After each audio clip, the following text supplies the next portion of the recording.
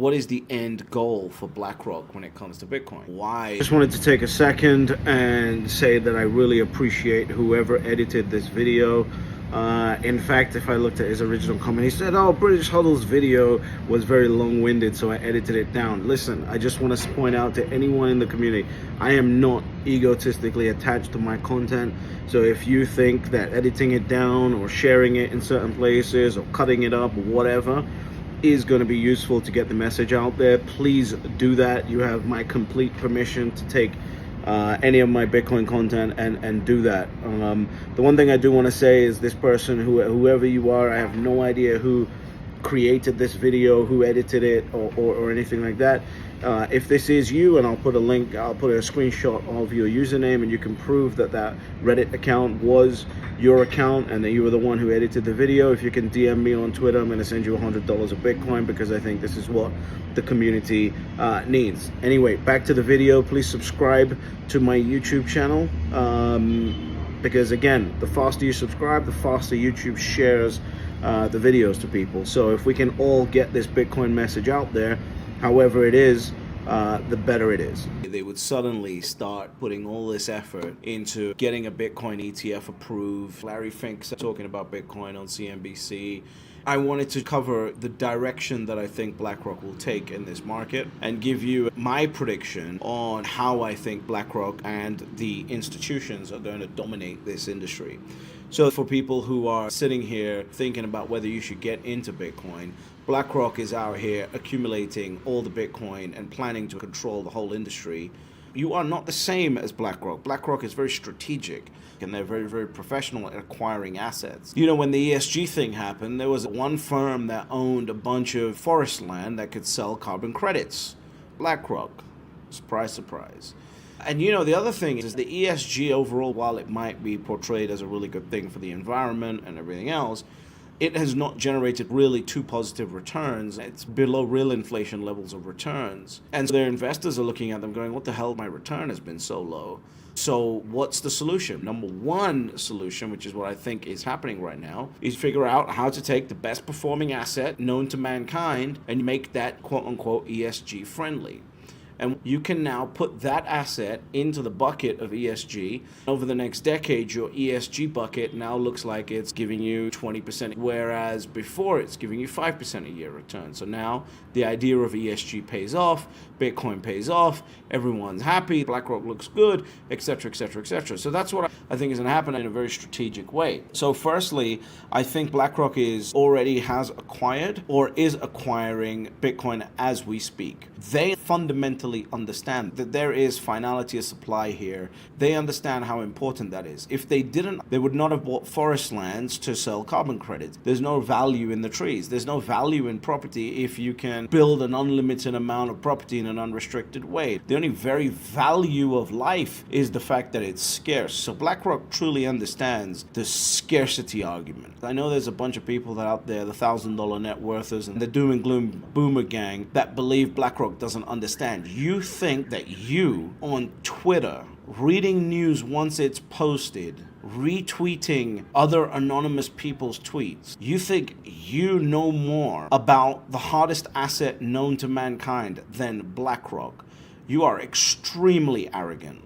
I don't care what Larry Fink's been saying on television. If I own a firm that big, I'm assigning 100 people and their entire life process, life purpose is to figure out Bitcoin. What is there to understand about Bitcoin? What are we missing? What are we not understanding? And I've done this years ago before I really take some action here. And this was evidenced. The internal BlackRock report that was leaked a year or so ago. They understand what Bitcoin is, and you sitting there going, BlackRock doesn't understand what Bitcoin is, you are a fool. You've got to look yourself deep in the eyes in the mirror and question whether you are talking sense or not. BlackRock, I guarantee you, has more people than you know spending their entire day trying to figure out Bitcoin. And now they've figured it out and they want to take a gamble at it. So the ETF is coming out. This allows BlackRock and the institution to suck up all the Bitcoin in the world as much as possible to push it into the ETF.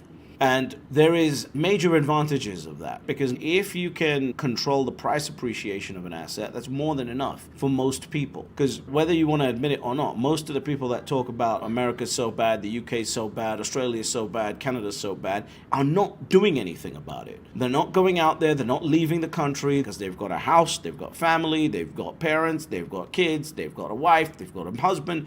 They've got commitments in the country, so the most they can do is tweet about it and talk about it. They're not actually physically getting up and leaving. So in that scenario, the idea of sovereignty is less valuable. Most people just want price exposure. Most people relate price exposure to sovereignty. Well, I'm not saying whether that's right or wrong, I'm just telling you how it is, which is why an ETF wrapper is so important for Bitcoin, because it allows people to get that price exposure and it allows them to increase their wealth and then gives them more sovereignty. It might not be true sovereignty, but it gives them a version of sovereignty, because if someone is worth $10 million instead of $100,000, they feel more sovereign. So they're going to suck in all this Bitcoin into this ETF. And I believe the purpose of doing that really is to control as much Bitcoin as possible. So now you use the ETFs to control it, and now they'll add other little services. One of the biggest, most profitable things that's going to come to Bitcoin is lending on Bitcoin, because the amount of money that's generated, the amount of credit expansions that's generated in the world because of lending on existing assets is huge. And I guarantee you it's going to be much more safer for an institution like Blackrock to lend against a Bitcoin ETF than Bitcoin.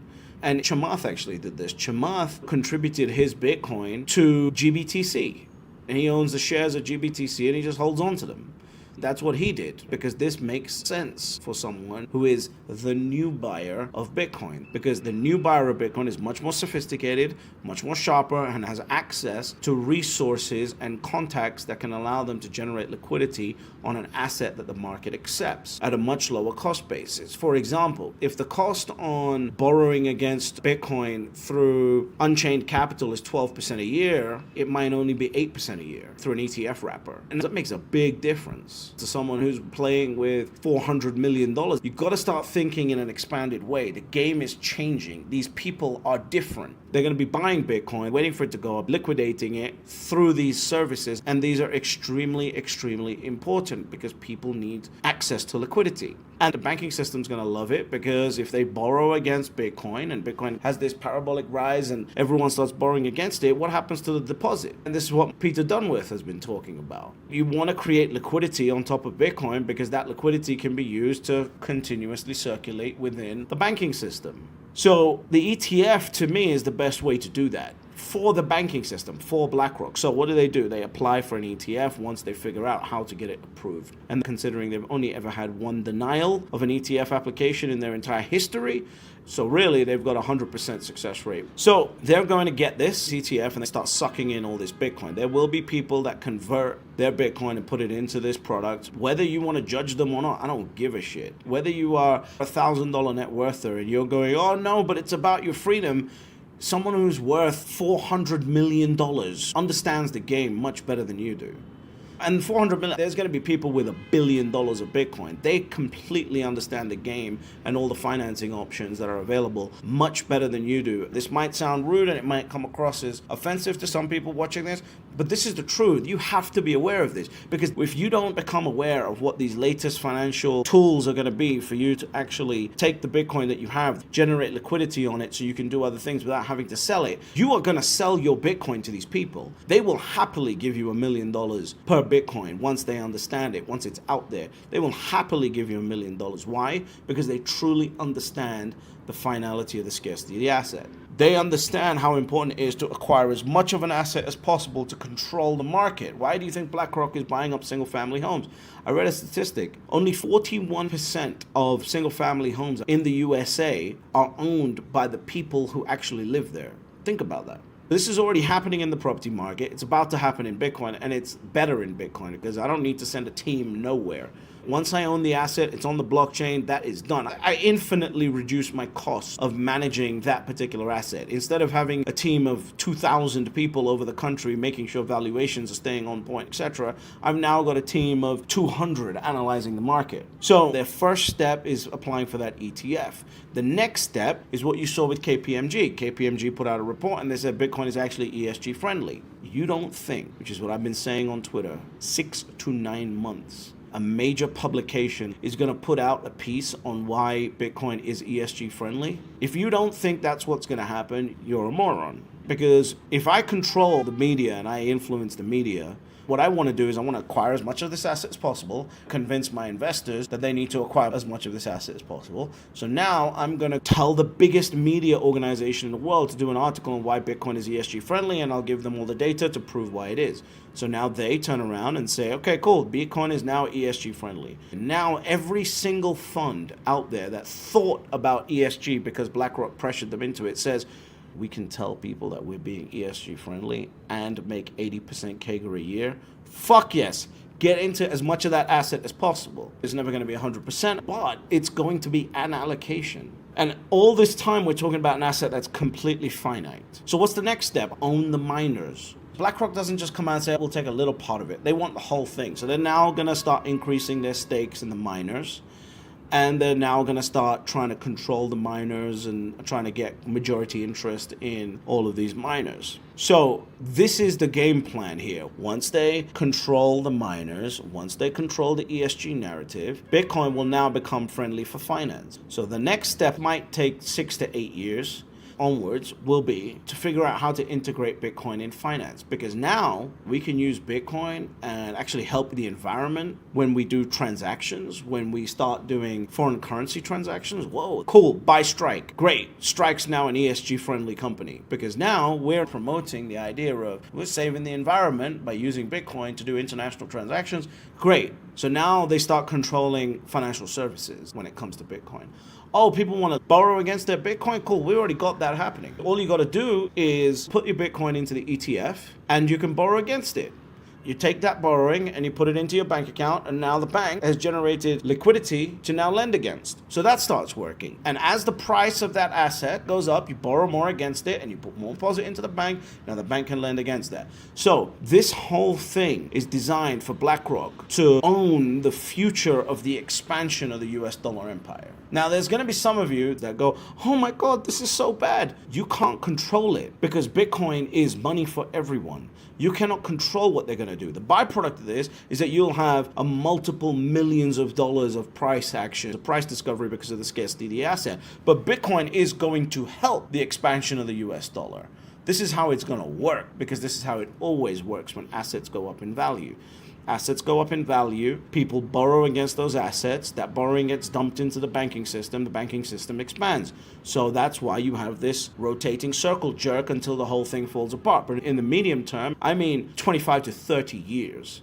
Not 5 years, 25 to 30 years. This is going to cause that expansion. It's a different way to create expansion in the world. So the ETF is extremely important. That's why they got into it, because they understand that normal, average, wealthy person wants to own something through an ETF.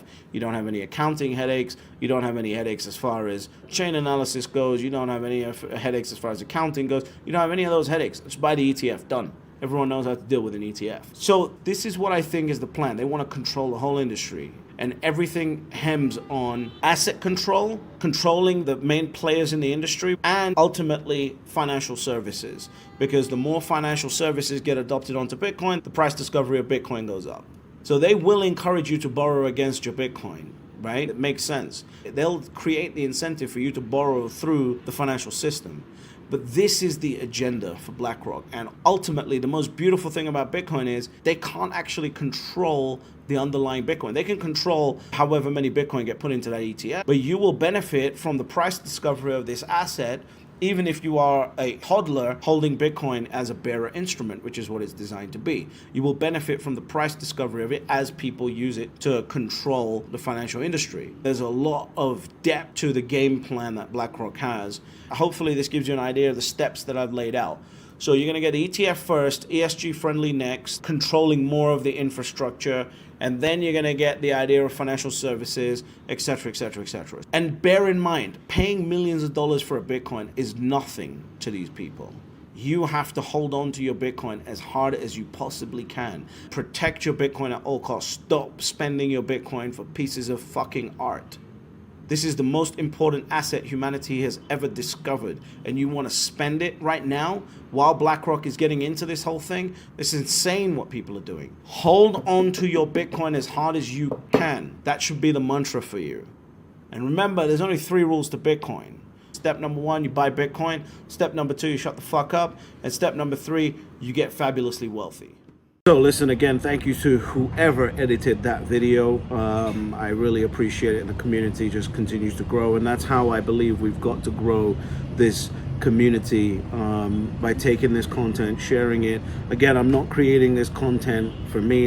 I don't hold any intellectual property on any of this content. So if you want to cut it up, you want to share it, you want to edit it, you want to repost it, wherever you want to repost it, please feel free to do so. And again, if the person who edited this particular video, and I'll put their Reddit username in it again, if they want to reach out to me on Twitter, I'm going to send you $100 of Bitcoin as a token of my appreciation for your contribution to the community here.